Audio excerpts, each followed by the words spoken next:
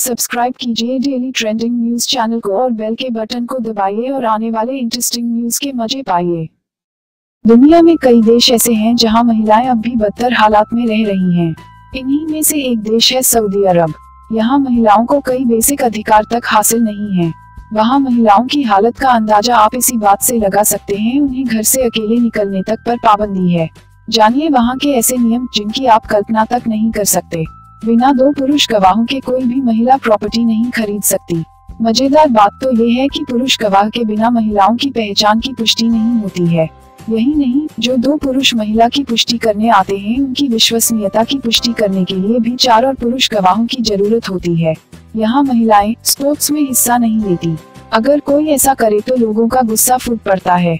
आपको जानकर हैरानी होगी कि 2012 के ओलंपिक गेम्स में पहली बार सऊदी अरब की महिला खिलाड़ियों ने हिस्सा लिया था, लेकिन इसके बाद देश में काफी विरोध हुआ था। पूरी दुनिया ने देखा था कि उस समय फीमेल एथलीट्स ओलंपिक में पूरे शरीर को कपड़ों से ढके हुए और हिजाब में दौड़ती नजर आई थी। कई बार यह कहा जाता है कि सऊदी अरब में रेप करने वालों के खिलाफ सख्त कानून है, पर सच्चाई ये है कि यहाँ रेप बड़ी संख्या में होते हैं।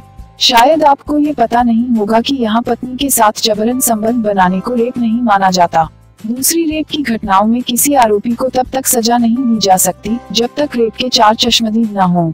इसलिए वहाँ रेप साबित करना एक मुश्किल काम है। वहाँ महिलाएं अकेले सफर नहीं कर सकती, उनके साथ किसी पुरुष गार्जियन का होना आवश्यक है, वो चाहे उसका पिता हो या अंकल हो या भाई या बेटा। इतना सब होने के बावजूद वहाँ महिलाएं पढ़ाई के मामले में पुरुषों से आगे हैं, लेकिन नौकरी में इनकी संख्या बहुत कम है। सऊदी अरब में महिलाओं की ड्राइविंग को लेकर कोई नियम नहीं है, लेकिन वहाँ इसे अच्छा नहीं माना जाता।